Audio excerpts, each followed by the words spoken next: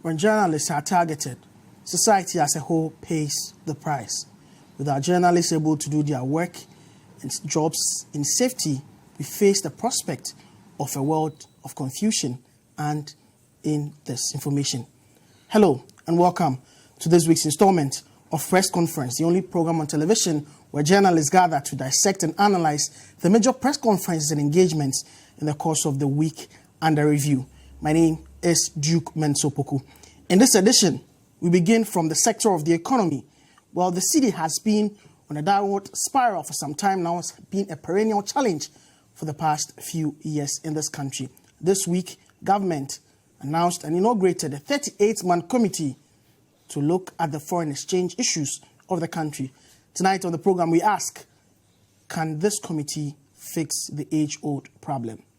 We also look at the issue of the banking sector crisis, which shook the very foundations of the country's financial system, and that has been going on for the past few years. The Bank of Ghana says it has finished the cleanup, but well, the chips are falling, and some people who are allegedly responsible for the crisis that rocked the sector have started facing prosecution. Two former owners of some of these banks this week were arrested, remanded, and given bail. Well, tonight we'll be looking at the issues in detail regarding the financial sector cleanup. It's been a week of arrests and justifications. Of course, the president also spoke at the New Year school and justified why government had to bail out the sector and also gave us an update on the legal aspect of the whole exercise. And finally, it's been a year since Tiger IPI investigator Ahmed Hussein Swale was gunned down, murdered in cold blood in the capital city. A year on, we ask how far with the prosecutions that are supposed to have been taking place. We don't even know who are responsible for that murder. We'll be delving also into that issue. And a special welcome to our viewers across the continent on DSTV channel 363 and on GoTV channel 182.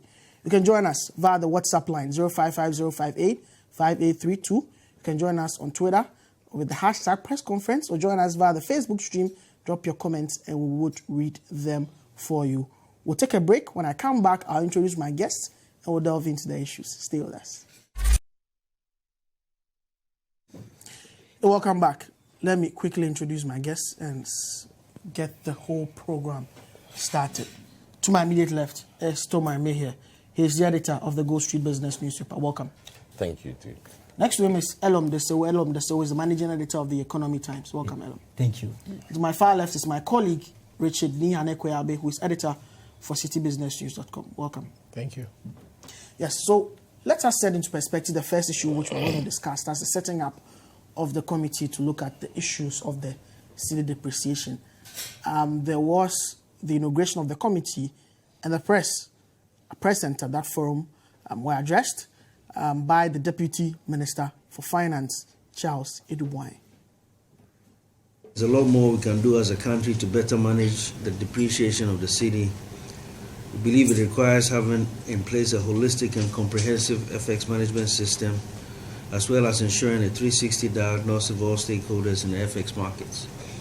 And it is for that reason that we've assembled what we believe is a cross-section of the country in terms of all the stakeholders within the FX markets to help us put our heads together to opine about the FX challenges and find a way forward that is clear, transparent, and helps stem the volatility.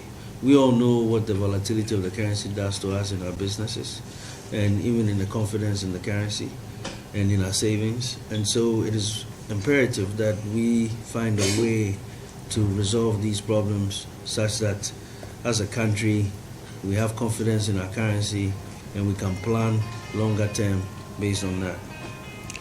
To this end, the FX Development Committee is mandated to, among others, to review the current FX regime, identify the inherent constraints in the system, and offer workable alternatives by way of policies and programs which potentially would reduce FX risk in the economy. The committee is also to critically look at the role of automation and digitization as a critical enabler for FX. Charles Cedi is Deputy Minister for Finance. Let's begin the discussion. To beg your pardon. Let's begin with Richard. Yes, you are that press briefing, the inauguration and the press briefing.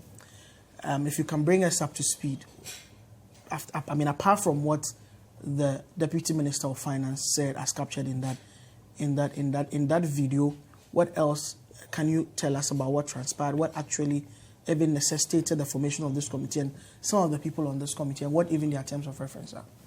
Okay, so to start with, there was this bit about the press conference that, of course, we didn't show, but we had the Agric Minister who was in attendance, and he was talking about the fact that governments intend to generate some amount of forex from some 6 tree crops currently that are not generating enough money for the state. And government's intention is to at least generate $2 billion, which is what the cocoa generates for us. So government wants to create cash crops out of shea, coconut, oil, palm, rubber, coffee, and I think there's another one which I can't really recollect. So that's one thing they want to do. So essentially, what government wants to do with this committee is to look at the structural imbalance when it comes to demand and supply of the dollar. So they want to know what can we do more to generate more forex or more dollars, so we can solve this problem of every time there's an inadequate supply of the dollar, which causes the Cedi to depreciate, because more people have the Cedi and they can't get the dollar. So the price of the dollar would rise. So one of the things that the committee has been tasked to do is to review the entire FX regime, and we'll look at they will look at the problems when it comes to even the demand and supply of dollars. And let's not forget that one of the things that the committee, which I asked the Honourable Deputy Minister, so we know last year they revised the benchmark import value, and that is supposed to make more people import more, because as explained by the then Finance Minister, we were losing out to other ports, I think Lome and Benin, and other ports in the western region, in the coast of the Western Africa. So they want more people to be importing. But what we didn't know is that now that we are pushing more people to import more people will be demanding the dollar. And that is part of the problem we are trying to correct almost all the time. So I asked the Finance Minister, and he said that's one of the things the committee will be doing, because they are reviewing the entire FX regime to ensure that where can we improve better. Let's not forget that when it comes to the Cedi depreciation, over the last 3 years, last year was the worst.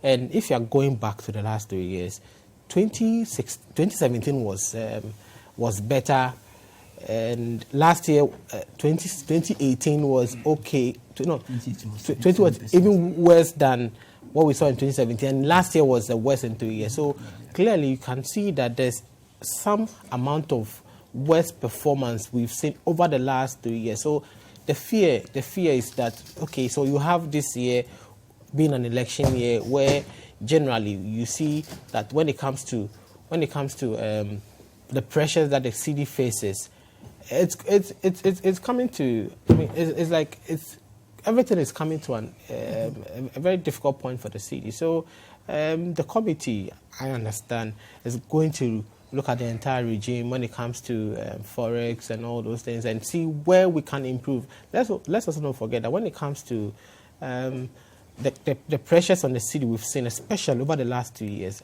a lot of it can be put on the kind of fiscal operations we've had. And these fiscal operations I'm talking about, let's look at even the banking sector resolutions. Let's look at even borrowing from other quasi-government institutions or other state-owned enterprises. All these things, most of them are not captured on the are not captured in the government fiscal deficit. Okay. Because you look at, let's say for instance, you look at the banking sector resolutions, where we are borrowing on the market, which is still not part of our deficit, because when we are calculating our deficit as we sit here, we say it is so and so minus the banking sector resolutions. And all these things are from the same market. Let's not forget where people go to buy the Cedi, where people go to buy the dollar. Everything is on the same market. So if we are not capturing it, you look at the confidence. I mean, the market has its own way.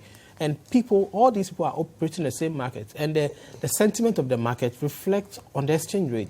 Because people are saying the government borrowing more. But when they look at the deficit, it's not showing. And obviously, it will translate into their sentiment. And look at what we are saying, even in terms of the forex forward auctions. Yeah.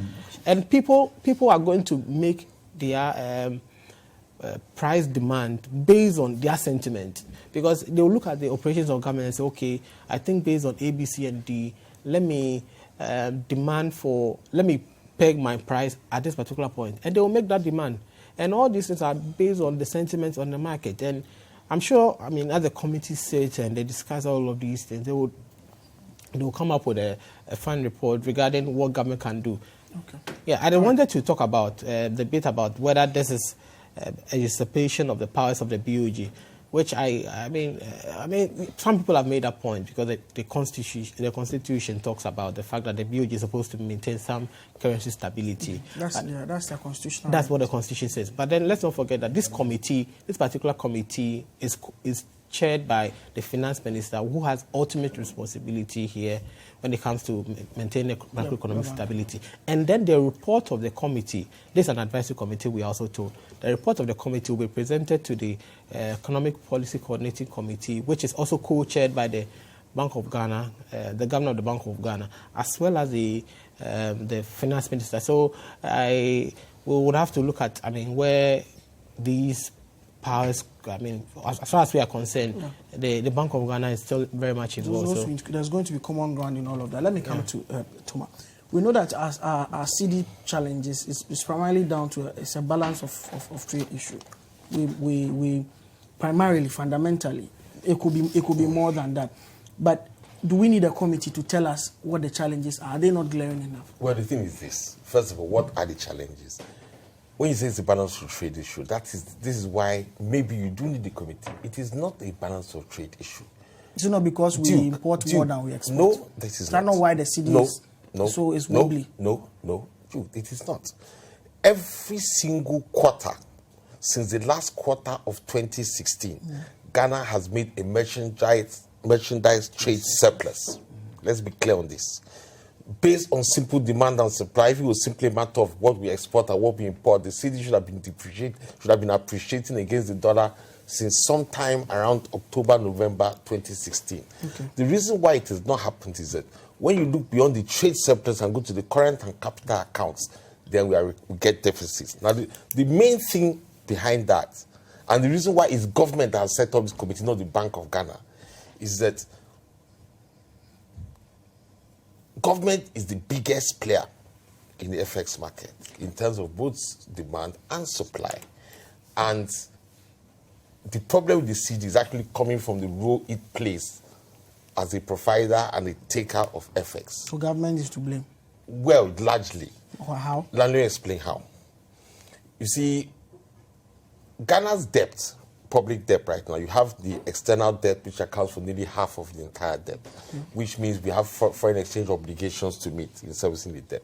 Then you also have the other part of it, which is more than 50%, is domestic debt. But even in domestic debt, more than 1/3 of that requires us to cough up foreign exchange, because we are taking foreign exchange from foreigners to invest in Cedi-denominated debt instruments.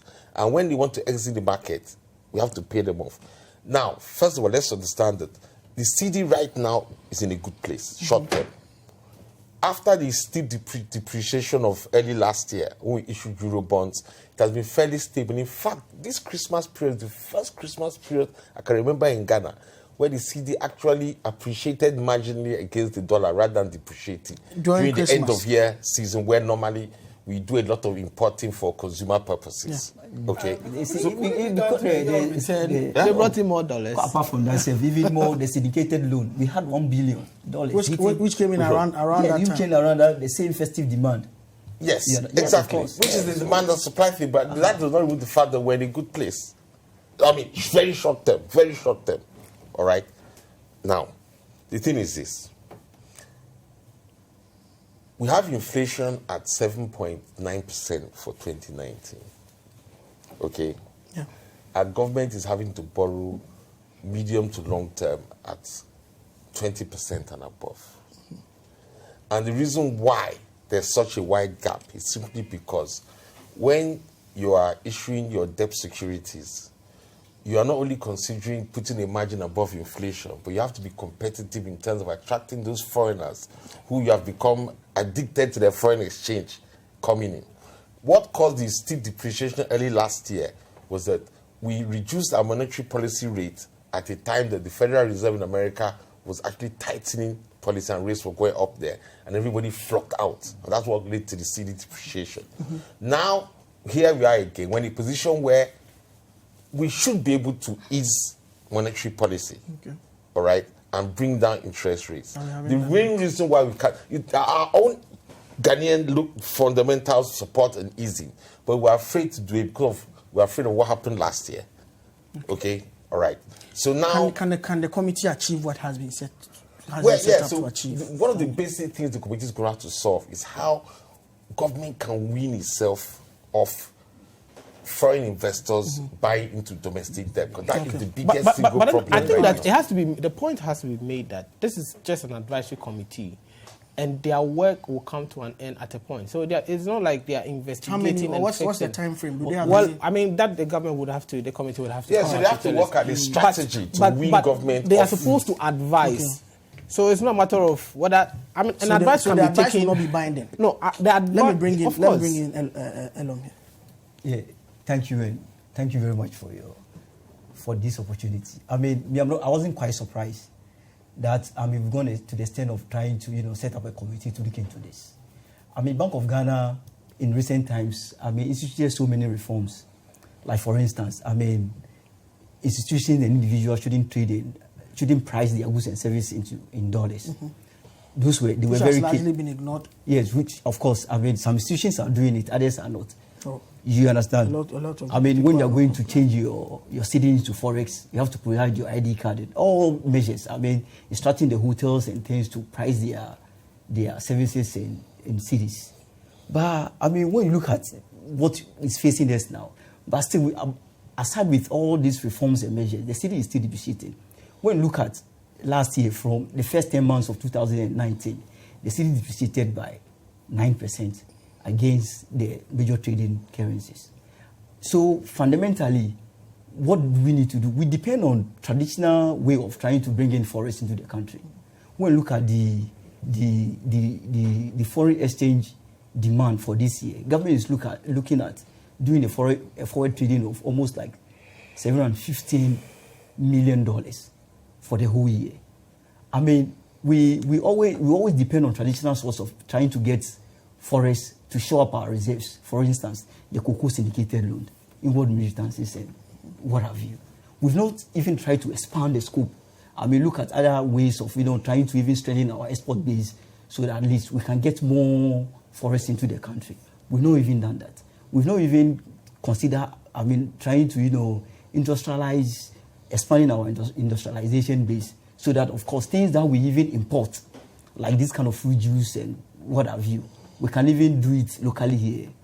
Of course, now we can save that particular forest. We are not doing that. Look at Ekonfi, for instance. Ekonfi was built by $80 million. When you read the story and read their projection, they're going to make almost like $350 million per annum. Okay. Of course, people are buying the fruit juice. Why can't we have a national development plan whereby we could say every year we look at things that we import and we say every year we're going to, establish those factories so that, they can produce the kind of things that we normally import into the country so that we could save the city. Else, this year is going to be worse. It's going to be worse in the sense that even the Economic Intelligence Unit predicted that the city is going to depreciate to the extent of 6. Has it got anything to do with the elections? For that, I can't tell. Yes, right. We'll take a break. When I come back, we would discuss the other issues, and we also have your messages. We'll be reading some of them for you. This is Press Conference. We'll be back after the break. Welcome back. This is Press Conference right here on Cedi TV. My name is Duke Mensopoko. I still have in studio Toma Elom and Richard. Just gone by, we're discussing the matters regarding the setting up of a foreign exchange development committee to tackle depreciation of the cedi, amongst others. Let's get into what you are thinking. Some of the messages that you've brought in. Kwesi Akwa from Sakumono says, this FX committee thing is just a job for the boys. You don't need a rocket scientist, a record scientist to deal with this issue. Just block the avenues for money laundering and illegal movement of cash by our non-African brethren doing business in Ghana, including some major multinationals operating in Ghana. That's what you think, Kwesi from Sakumono, Kwesi Akwa. Shaddai from South Suntresu in Kumasi says in Ghana there is too much talking, whilst implementation is very, very poor because of the self-interest of politicians. And Salam from Yeji says, press conference is a very nice program. Keep it up. Thank you also for watching. And Jamna from Betivi says, the banking sector in the country will never have strong legs to stand firm upon it if the mobile money in the system is not reviewed or stopped immediately. Interesting. But they can exist side by side. Anyway, the banking sector issues will be dealing with it in a minute. But I'll give Thomas a minute and then you also a minute so that we'll move before we go to the second issue, which is also related to the economy and the financial system. So, Thomas, briefly. Okay. Well, the remit of the FX committee should be, and I think it is, how to more efficiently manage FX based on the current situation, as different from coming up with strategies to expand FX sources and uses, because that is the job of the National Development Strategy, not this FX committee. This one is about making the FX market more efficient in terms of the FX we are getting and how we are using it, as different from looking to expand the sources and the uses, which is, as I said, is for a national development plan to address. Okay. Yeah, look, I mean, this issue of free fall of the cedi, we all know the fundamental cause. So I was quite surprised to the extent of they trying to form a whole committee to look into this. So for the committee is needless. At least when three of us sitting over here, when they give us 2 weeks to put down a paper, a proposition on how to restore the value of the cedi, I think we can do it. We can, all right. Because we know the issues.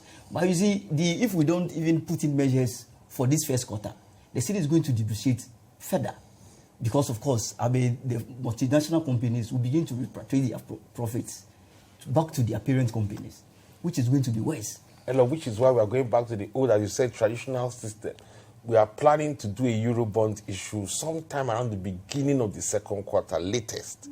And that will block any cedi depreciation, just like what we did last year, exactly the same solution. So I think that borrow money before preserves and stem cedi depreciation. So I think my last point on this is, so beyond the investigation or whatever it is, there's this mandate also to look at what digitization and automation can do as far as forest reforms is concerned. Because as we sit here right now, if someone wants to buy something in Nigeria, what you have to do, you take dollars there and then change to Naira. And this is, dollars we don't have to take out. So we can talk about, I think there's a Pan-African, payment and settlement system that they've built. So when you want to do transaction in Nigeria, for instance, you are using Naira right from here in Ghana, instead of taking dollars, which is unnecessary demand for dollars. So a lot of all these things are things that I believe the committee would bring in suitable advice that can change. And I also read they will be looking at the issue of the black market, the largest and the rest. Yeah, so when you look at I think let me stress on the composition of the committee. So the committee is made up of different stakeholders, from the Bank of Ghana to commercial banks to even Mokola Traders Association. There's a minority member and the finance committee member. Exactly. The but then the deputy minister said there's a need for them to include some member of the he didn't want to use the word the black market. He said informal currency market, because they also hold valuable information. To which end the Ghana Union of Trade Association, the president, Dr. Joseph Obing, said that their members deal with these people more. So he would make sure he facilitates a member to be co-opted into the committee. So there are watches in the corner, very important. Now let's move to the second issue. It's also connected to the economy. It's got to do with the banking sector cleanup and how two key persons, of course, their banks went down under during the cleanup. they were arrested and charges preferred against them by the state. But before they were arrested and put before court, the president at this year's New Year school spoke about one of the defining moments. I mean, no matter how you look at it, the banking sector cleanup is one of the defining moments of the Akufo-Addo presidency. He had cause to speak about it again this week. So we'll take that, and after that, we'll have our court correspondent explain to us what happened in court. We have begun bringing those responsible for the banking crisis to justice. We have one case in court, and if prima facie evidence of criminality is found in the other ongoing investigations, which according to my information is likely, then the perpetrators of the crises, i.e. both regulators and individuals, will face justice soon. We had to take painful but necessary measures to sanitize and save the banking system. In effect, 12.58 billion Ghana cedis of public funds was injected into the 9 banks and microfinance institutions following their malfunction. It is worthy to note, however, that the jobs of some 6,500 workers were saved as a result, instead of the 10,000 that could have been lost, in addition to the protection of funds of 4.6 million depositors. We've also ensured the creation of a strong set of indigenous banks.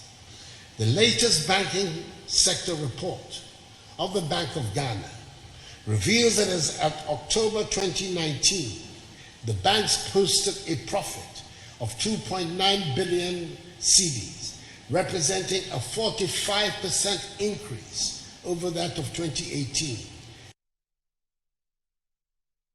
The two men, the first one being Prince Kofi Amoaben, the founder of the Fantube Tea Bank, and Michael Nyinako, who is also the founder of the Beige Group, were today brought before the Accra Circuit Court.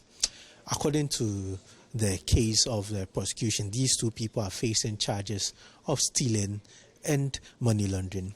It is the case of the prosecution that the two people misappropriated some huge sums of monies during the period of 2017 and 2019. For the case of Michael Nyinako, we are told that he misappropriated amounts way beyond 100 million cedis, where he tried to engage a savings and loans company owned by Gifty Afeni-Dazi after he was able to buy 90% shares in that particular company. An account was opened where an amount of about 2 million cedis was deposited in there. So that's Fred Jabano, he's our court correspondent here at Citi TV and Citi FM, telling us some of the charges and what happened when they were brought. These two men were brought to court. Before that was the president explaining what they intend to do in terms of the legal side, ensuring that those who are responsible for the crisis face. So let me start with you, Tom, and find out from you what you make of. I mean, this banking sector crisis began also the cleanup of the crisis, and also this week the governor of the Bank of Ghana himself at the New Year school took pains to explain, I mean, the rationale. A very wonderful paper he presented. I mean, I've had the opportunity to read it, explain the rationale and where they came from and how they even had to go into an nitty-gritty operation, whether to start closing them down on a Friday evening so that people will not have access on the weekend. If all those means that this is something which was well thought out through in terms of even the operationalization. But can we say same for bringing those who are responsible for that to book? To court. Well, look, the thing is this. You see, this is one case where it's very important that not only should justice be done, but it should be seen to be done. Mm-hmm.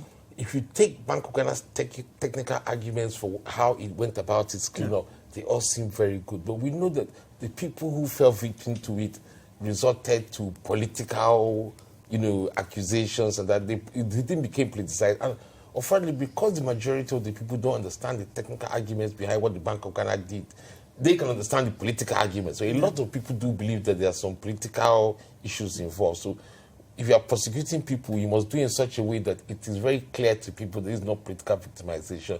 This is based on the technical issues involved. One thing, and related to that, one thing I don't understand is, okay, I can understand with the situation concerning Prince Amoaben in terms of the fact that UT was one of the very first banks which was first two. fine. UT But Capital. I'm wondering, I know that justice is slow in Ghana, and I mean, that I understand. But I'm wondering why, for example, the MD of Beach Bank has now been put before court. When Capital Bank, which was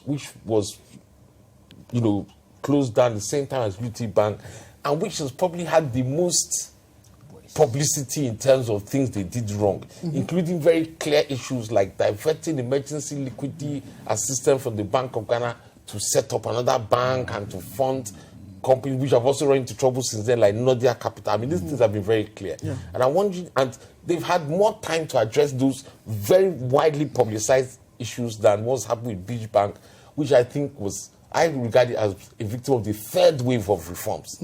Not even the second, the third wave. And here now, the MD of Beach Bank is there. Nothing has happened with Capital Bank. Things like this are going to raise questions among the public. There are some people being shielded. I'm not saying they are, but as I said, justice must be seen to be done. Fitzgerald, the Yes, CEO Atuesian Fitzgerald. They're already in court. They are all in court. But that is good because justice must be seen to be done. If not, the people who are going to throw all kinds of political conspiracy issues. And unfortunately, the masses here, they understand those things. They don't understand the technicalities. So it's much easier to convince them that there's a political conspiracy than to convince them that these guys are guilty based on technical arguments as per the practice of banking. Okay. Let me bring Richard in here. Well, On the issue. for me, I must say I'm a bit disappointed, if you ask me, because how much are we looking at here in terms of the taxpayers' monies that we've used to bail out these banks? Over 13 billion. 16 at the last count. 16 billion at the last count. And that's a lot of money.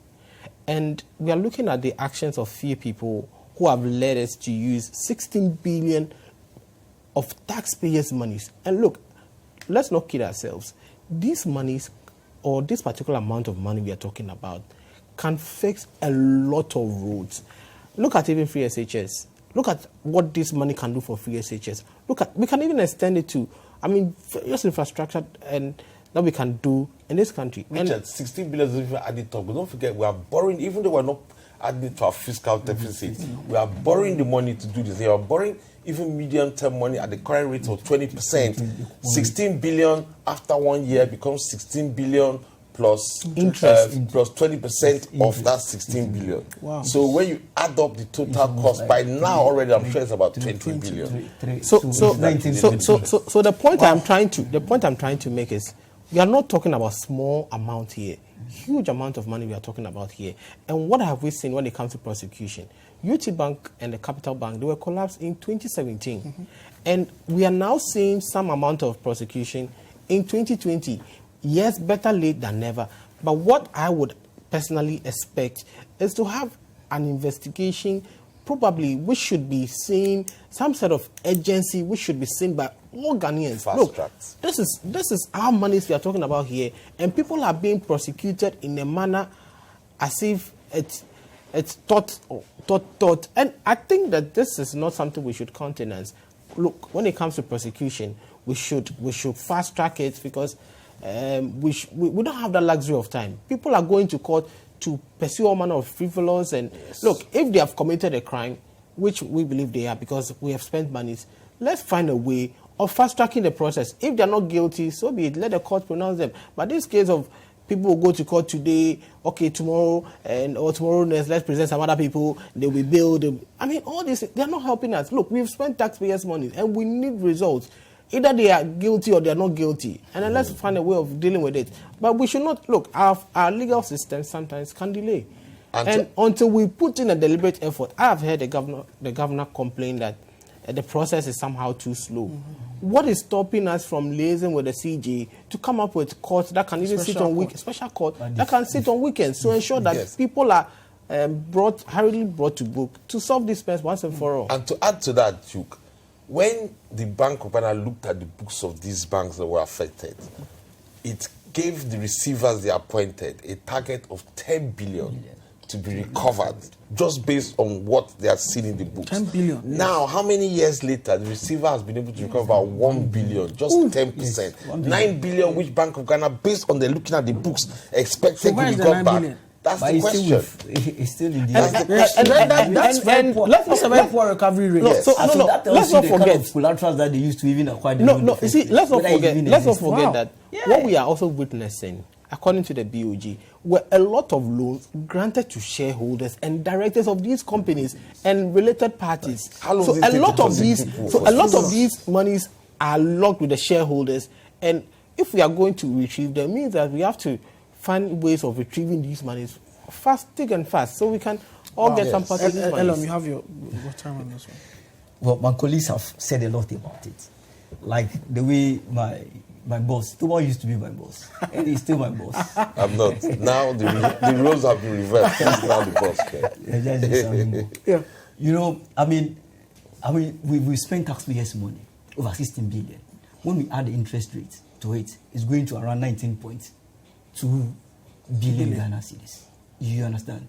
And for how long are we going to take to, retrieve these monies? Why the interest is adding up The interest is to the still money we adding borrowed. up. So let's see when we slack a little bit. Let's say in the next 2-3 years, it's going to hit around 25 billion. Why are we going to get the money in the first place? What we have recovered that's right true. now is not even enough to cover 1 What year's we've recovered- interest on the public funds. It's we have just 1 spent. billion out of the targeted 10 billion that Bank of Ghana was hoping the receivers could take. Well, it's costing about Yeah, 3 billion a year just interest on the money we've used to resolve it. You see, so if government fails to expedite action on this, it's going to have a very toll effect on the economy, because they need to add it to our deficits, which is going to widen. You understand? So this is the time for us to the records are there. You understand? We know the people who have taken the loan and they've not paid, they've defaulted and things. So why don't you go after them? Go after their properties. Go after, yes, they have immovable properties. Go after them. We know our court system is quite slow. Like the way my good friend suggested. If it is possible for the court to sit on certain days, why don't we constitute that? Although I know the CJ make a proposition that courts are supposed to sit on weekends, but that is going to take effect from 6 months from now. But this one we can. No, but there are already special courts which sit on weekends. So So let's have a special court for this. For this. So For this we concept. line them up. Yes. We Of line course, them up. SNIT, You understand? Social Securities, I think they have a The court. SNIT issue, yes, I remember. That's it on But weekends. 60 billion can do a lot for this economy. And we are not attaching some Seriously, seriousness to it. as if we just. We are just playing ostrich. If you add the cost of the financial sector reforms plus some aspects of the energy sector thing, the ESLA thing, which we have tried to take out of government's fiscal deficit. Yeah, If you it's add it over all up, 22 we are billion. talking of 7% fiscal deficit for 2019, not the 4.8 or 4.9 So we we are are trying being to told. massage. The reason why is we are being told that these are one-off things. Meanwhile, they are dragging on for year after years in 2017. Because we are not able to bring them to And whether we claim that we have a 4.9% fiscal deficit, the fact is that in real terms, it's actually 7% because those monies are borrowed and we are servicing them and we'll have to amortize them somewhere down the line. You understand? Wow. Let me bring in some of the comments that you have brought in. Dan from Pokwase and Accra says, Duke, I think the committee should first ask Dr. Baumia if he has taken the keys to the doors of the Cedi from the former IGP. Well, Albert Ofori from Mankesim says, where is Ghana's economic messiah, Dr. Baumia? He proffered all the solutions in opposition. Now he's not part of the committee to salvage our currency from the fall. Interesting times ahead. I think you guys are confirming Thomas' hypothesis that you are more interested in the political than the technical issues. Discuss beautiful topic here. All the comments that are coming out political. Anyway, but that's your right. You reserve the right to air your views on whatever it is. So long as it's decent, we'll read it here. Kokuzo Manu from Mahia Blekuma says, I think this advisory committee won't change anything. They will just come out stating the problems we already know. We need to get more shares in the extractive industry. Well, that's a good one. This one from Gafaru Jantong Daboshi. I hope I got the name right. Gafaru Jantong Daboshi from Salaga North says, it's too pathetic how the Cedi is currently falling. Where is Dr. Baumia? Now the fundamentals of the depreciation of the Cedi is exposing Dr. Baumia. May God save us from this government. That's what you think, Jafar. So we'll take a break here. When we come back, we'll look into our last issue on the table for discussion. This is press conference. Don't flip the channel. You're welcome back. This is press conference on CCTV. I'm Duke Mensopoko. I still have in studio Toma. I have Elom, and I also have Richard Nianekweabe, who's my colleague here at CTFM CTV. The last issue up for discussion tonight on this edition of the program is the murder of Ahmed Hussein Swale. He worked on Tiger IPI investigative teams last, of course, work of notable repute world over. The number 12 documentary, which brought Ghana football down on its knees. Of course, today Ghana football is back. We have a new administration. Today games took place at league centers. I'm happy. My Kotoko won 2-0. Richard is happy. His House of Folk came back from a goal down to beat Liberty Professionals by 2-1. But a man who helped expose all that corruption in football a few years back was gunned down, brutally murdered in Medina, a suburb of Accra, exactly a week ago this year. And there's been many complaints about what has been done in terms of bringing the perpetrators to book. This week, the sketches of the men who are supposed to have done that, based on an eyewitness account, have been put out there by some foreign journalists who came to do work in the country, together with, of course, the Doyen himself and us, and us. But this week, the Ghana Journalists Association and the Private Newspapers Association of Ghana, PRIMPAG, GJ and PRIMPAG, held a forum to commemorate 1 year of the passing of Ahmed Hussein Swale. We have a clip of the president of the GJA speaking about the death of Ahmed Swale 1 year on, and what journalists in the country would have expected should have been done a year after the passing of Ahmed Swale. First glimmer of hope in exacting justice came from the police CID, which announced last year that 2 persons had been arrested for questioning. Our sense of hope was reinforced by His Excellency the President, Nana Akufo-Addo, who told a conference of the Ghana Bar Association that the killers of Ahmed Swale would be found and prosecuted. But this is yet to happen.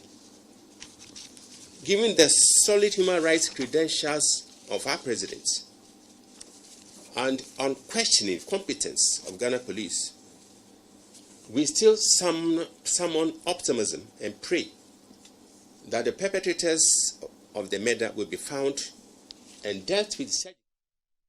Afelmoni is president of the Ghana Journalists Association, speaking there about the death of Ahmed Swale a year ago this week. Yes.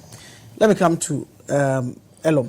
Right? Elom is part of the Private Newspapers Association of Ghana. I'm the assistant secretary. Yes. So you are one of the executives of PRIMPAG, and yes. PRIMPAG organizes forum together with the GJA. So tell us, what's your position on this matter? Well, indeed, journalism is not a crime. Mm-hmm. And we'll continue to do what we've been asked to do. I mean, we organize this forum to press home our demand that the perpetrators should be brought to book. Yeah. It's over 1 year now, and we've not heard anything from government. So PRIMPAG, as an association, made a statement that we are giving the security agencies up to 2 weeks. If nothing is being done, we will take an action. And well, let me share the action that we intend taking. We're going to petition the presidency as well as the international community bodies to look into this issue. But if no action, if no heard from the presidency, we'll go ahead to organize a demonstration in support of we demanding a report from the perpetrators who committed this heinous crime. If nothing is being done, we're going to encourage our members to boycott every police activities, press coverage. Wow. That's of course, Duke, just consider this. Let's assume that, it was a policeman who was murdered. Yeah. Are you telling me within 24 hours, they will not even have suspects before bars, taking them to court and this. Is it because the man is just a journalist and for that matter that it ends there, or what? At least we should have some suspects being taken to court, being taken through the process. Then we know the security agencies are doing something. But as we speak, I mean, can't just come to think of it that we are having sketches. Yeah, a year after. A year after, we are having sketches. No, it was even through the work of a foreign journalist. Could you just imagine? Are we serious in this country? I mean, look at the families of this Ahmed Swale. Look at the way they were crying that day. For a whole good 1 year, they've not even gotten justice for somebody who was bedded in contract. Okay. We can't live in a country like this. Look, forgive me if you think my view is very cynical, but this is why I say it. Swale was murdered because of his efforts to expose corruption. Okay? Now, the thing is this. Institutions who have significant numbers of individuals within them who benefit from corruption do not have the motivation to support somebody who was fighting against the very corruption from which they benefit individually. That is how I see it. Wow. All right? Corruption benefits certain people within the police and certain people within institutions that the police reports to and who, the police are responsible to. Therefore, where is the incentive for them to support the investigation of a murder of somebody who was exposing corruption with the ultimate aim of stopping such corruption? And that is how I see it. It's simply about the fact that, well, good riddance to Mr. Swale. By the people who are supposed to be investigating it, it's like, it's even good, it's gone. Exactly. Richard, final comments. Ahmed Hussein Swale, may he so rest in peace. And, when I look at his murder, as painful as it is, I try to look at it within this context of a number of high-profile murder cases that have gone unresolved in this country. And when we have high-profile cases like Ahmed Swale, we've had bankers, we've had a whole sitting MP was murdered. Yes. And as we sit here, nobody has been prosecuted. I don't want to even go into who is being prosecuted. Prosecution is going on. The other ones, prosecution is going on. But what of? No, hold on. Two persons were picked up. Hold on. Last year. No, you see, I'm trying to look at it from the capacity of our police service to undertake some of these investigations. Every year, we talk of retooling the police, and all that we think about, let's go and get them cars, let's go and get them. Look, when have we sat down to look at retooling our police and looking at their intelligence? Look, these people we are saying, they rode on a motorbike and shot this guy 3 times. Look, where they shot, can we even look at the streets where they use? Don't we have cameras? Can't we pick all these things? I'm not saying these things, are easily done. But when we think about retooling the police, it's about time we look at the intelligence of the police. And all these things about giving them cars every now and then. Look, we've gone beyond that stage. Let's look at retooling the police service to be able to unravel some of these crimes. Other than that, I am a journalist, and I don't want to be the next Ahmed Swale, because what happened to him is so heinous that it become like a disgrace to our country. And people look at our work here and they think that, Ghana is such a barbaric country, which we are not, unless they're able to unravel some of these things. And let's just take some back of our glory that we rightly deserve. So just as I quoted those words in the beginning, they were the words of UN Secretary General Gutierrez Antonio on this matter. If journalists are not safe to practice, a lot of things would go wrong with our democracy. Now, let's end with these comments that you've brought in. Amwakwasari from Kenya, in the Afro region, says, as sad as the murder of this young man is, we should stop saying he was killed because of his profession. Let's also encourage the investigative journalists in the country to bring their powers to bear onto this case. Captain Sun says, the moment we were led into believing that Swale's murder was due to his work in number 12 and because he was a journalist is when we lost valuable sources of evidence, because colleagues at work, friends and partners, etc., were overlooked, when indeed they may have questions to the answer. Well, that's what you think, Captain Sun?